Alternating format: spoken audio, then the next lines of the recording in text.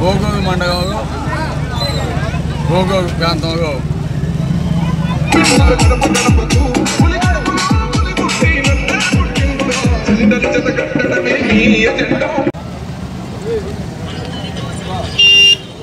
ఈరోజు భోగోగు మండలంలో భోగోగులో ప్రచార కార్యక్రమం చేస్తున్న సందర్భంగా ఈరోజు ప్రజలు చూపిన ఆదరణ నిజంగా ఎప్పటికీ కూడా మర్చిపోయాం.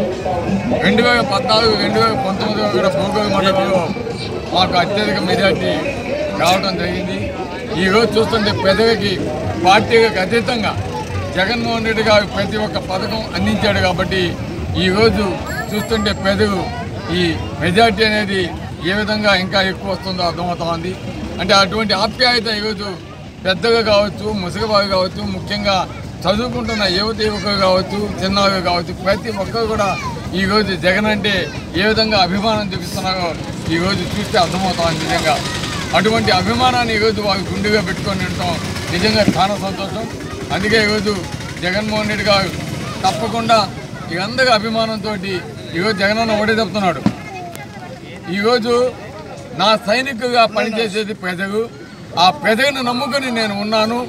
ఈరోజు ప్రతిపక్షాలు నన్ను ఎదుర్కొనే దానికి అందరిని కూడా కలుపుకొని మూకమ్మడిగా దాడి చేసినా కూడా నేను భయపడలేదంటే ఈరోజు ప్రజలకి నేను మంచి చేశాను, నేను చేసిన మంచి పనులు ప్రజలకి పోయాయి. కాబట్టి ఈరోజు ప్రజలే నా సైనికులుగా పోటీ చేస్తారనే దాంట్లో ఎటువంటి సందేహం కలగదు.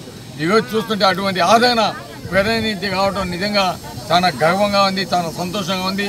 తప్పకుండా భోగోగు మండలంలో ఒక చరిత్ర సృష్టించబోతా ఉంది. ఈరోజు ముఖ్యంగా ఒక పక్క మాకు ఎందుకంటే వైఎస్ఆర్సీపీ జగన్మోహన్ రెడ్డి గారు చేసిన పథకాలుగా అభివృద్ధి కార్యక్రమాలుగా ఆల్రెడీ వైసీపీ చాలా బలంగా ఉంది. గతంలో 5,000 మెజార్టీ వచ్చింది. ఈరోజు బిఎంఓ గారు వచ్చారు, అదేవిధంగా విష్ణువర్ధన్ రెడ్డి గారు వచ్చారు, ముఖ్యంగా విజయసాయి రెడ్డి గారు వచ్చారు. ఈ ముగ్గురు రావడం మా పార్టీకి ఇంకా మాకు చాలా సంతోషం ఉంది.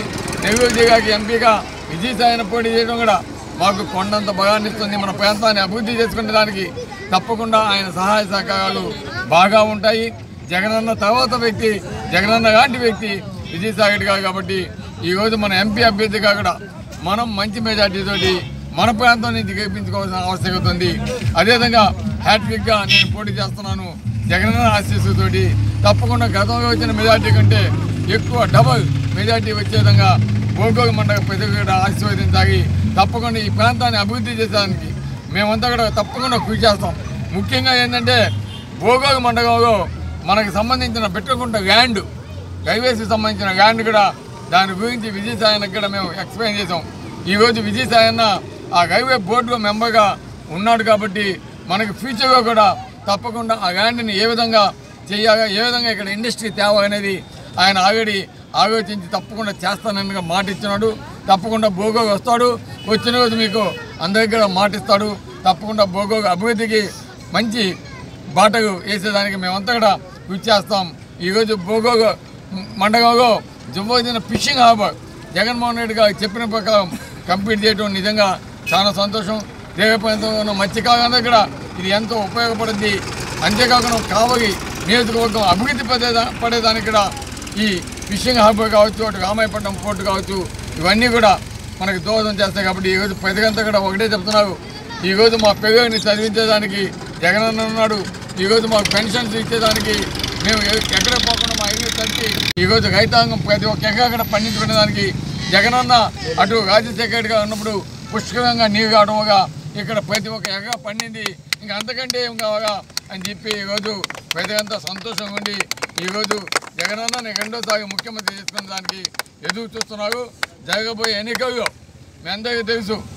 ఈరోజు ఒక పక్క జగనన్న ఒకటే చెప్తున్నాడు, జగనన్నది స్లోగాన్ ఈరోజు పేదలకి పెత్తందారికి మధ్య యుద్ధం. కావలి నియోజకవర్గంలో స్లోగాన్ ఈరోజు సంస్కారానికి అహంకారానికి యుద్ధం. కాబట్టి పేదల పక్షాన సంస్కారానికి తప్పకుండా మీరు ఓటేసి గెలిపించాలని కూడా కోరుతున్నాం.